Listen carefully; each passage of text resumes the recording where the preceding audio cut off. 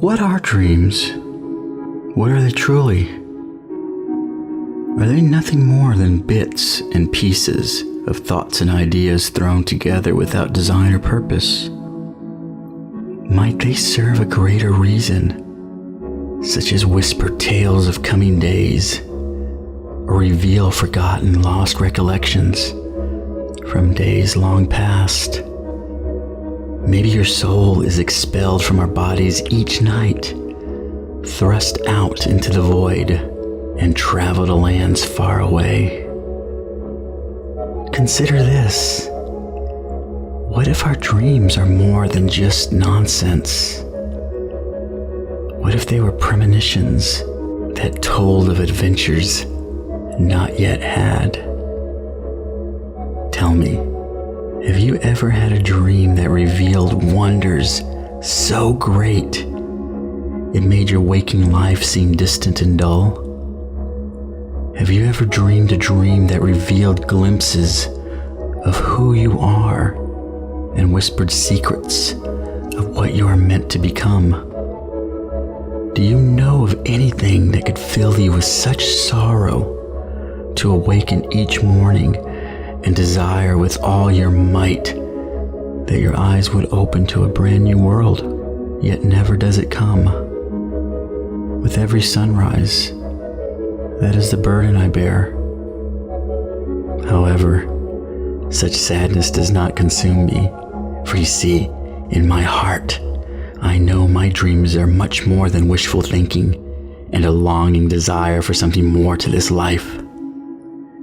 They are preparing me for things soon to come. No, it doesn't offend me when you roll your eyes at me. You're not the first to dismiss my words or mock my resolve. Many simply laugh out of amusement, and others feign looks of pity towards me. They say, surely only one who is mad would entertain such foolishness. They can only see a land of make-believe, a fairy tale fabricated from the mind of a boy. They cannot accept that a child, orphaned as an infant, who never knew the embrace of a mother or the guidance from a father, could still possess a birthright of greatness. Nor would they consider such a waif could excel above all others, with only the determination of his heart and by the strength in his hands. Despite it all, I hold no malice toward anyone, for their conclusions are not without logic, albeit sadly short-sighted. Well, soon all will be revealed, for tomorrow is my birthday, and when I am gone, they will know they were wrong. You see, for tomorrow is my 15th birthday. It is the day my dreams foretold. I was told, before the sun sets on your 5 and 10th year of life, you shall return in our darkest hour with salvation on your back and with light in your hands. By your blade, you will rid the land of the worm. That is what I see each and every night when I close my eyes and surrender to sleep. So, for one brief moment, let go of all your misgivings and apprehensions. Forget your skeptic mind and listen to my voice. Listen, and let me tell you about my dreams.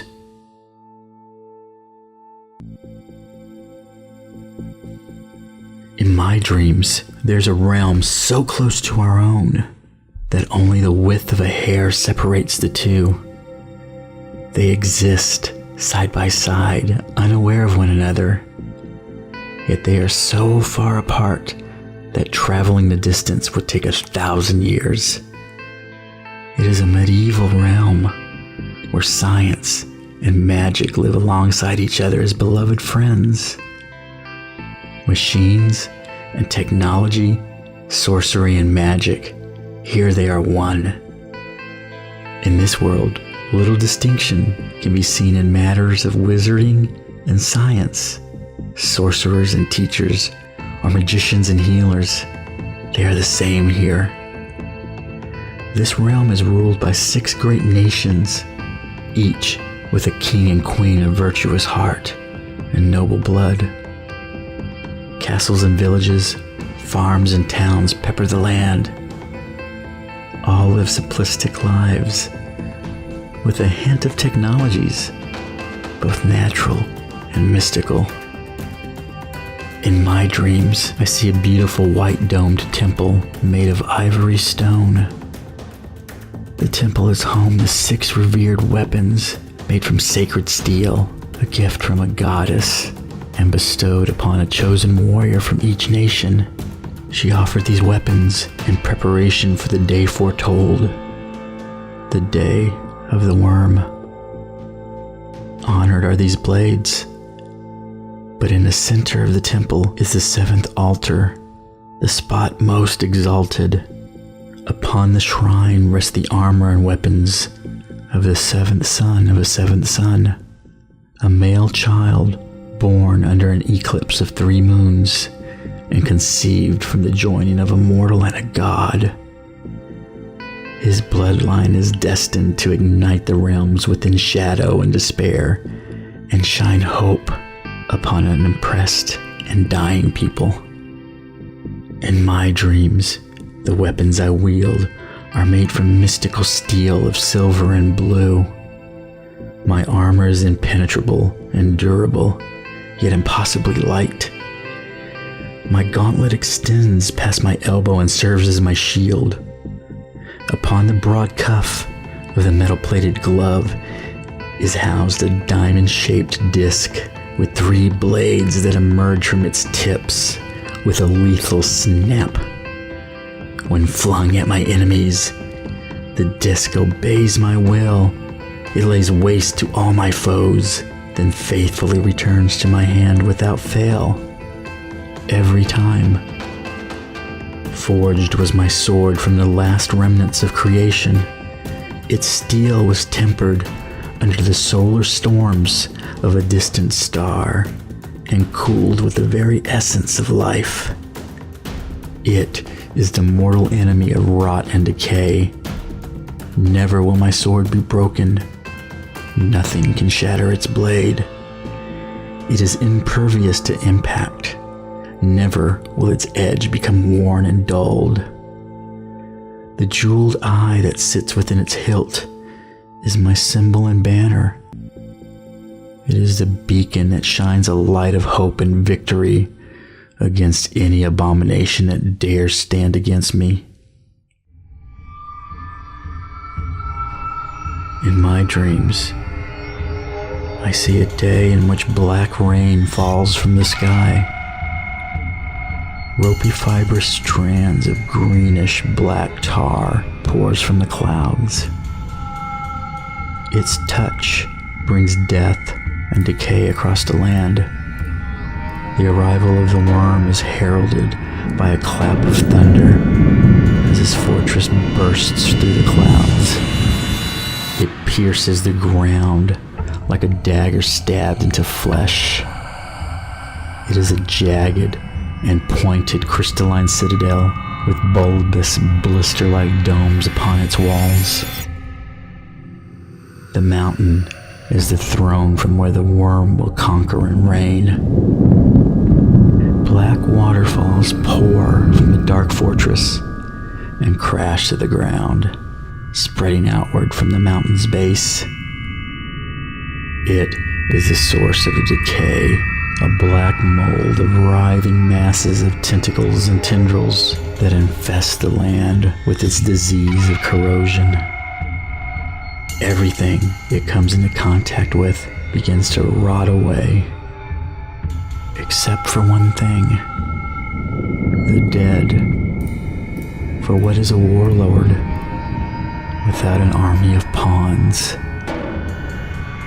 The dead are absorbed and transformed into vessels for the decay to use and take form. They are the loyal eyes, the foot, and the iron fist of the worm. The once good people are now primal and vicious creatures, robbed of the peace one would find in death. They now serve the worm. They attack with such rage and violence. Even the mightiest of soldiers cower upon their approach. They strike with fingers as sharp as daggers and stab with limbs as deadly as spears. The worm leaves a wake of desolation and decay in its path.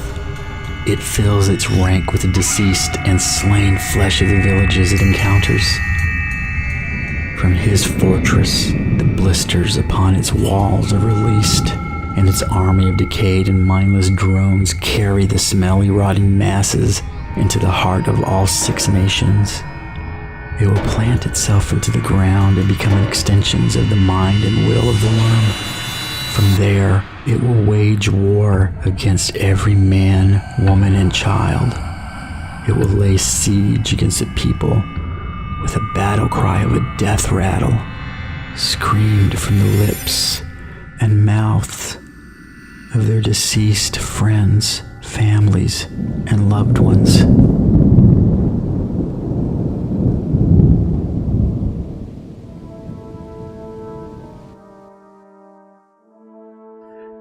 In my dreams, I see the goddess blessing the 6 warriors of each nation before spiriting away the 7th set of weapons.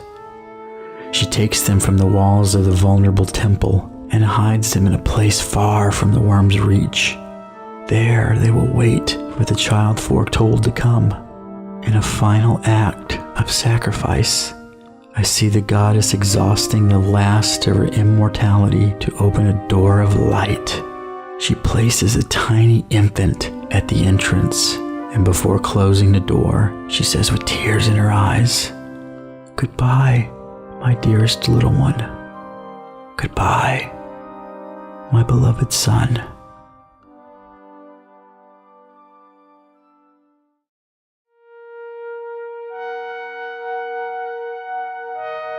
It is 20 minutes to midnight, the day of my 15th birthday. I sit on the cold wooden floor, and I am trembling next to a heated stove. But it is not from the cold I tremble from.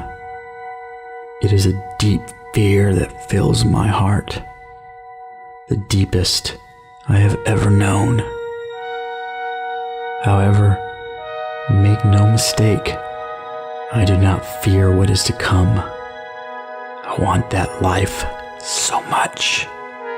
I am not afraid of my destiny or the future thrust upon me. I do not fear the day when I march against an army of 1,000 rotting corpses. I am not afraid of the many battles I will fight. I do not cower from the thought of the many monsters I will face and the many friends I will lose. Still, I am not afraid. No, none of that scares me. Do you want to know what scares me? Do you want me to tell you what fills me with such terror and dread?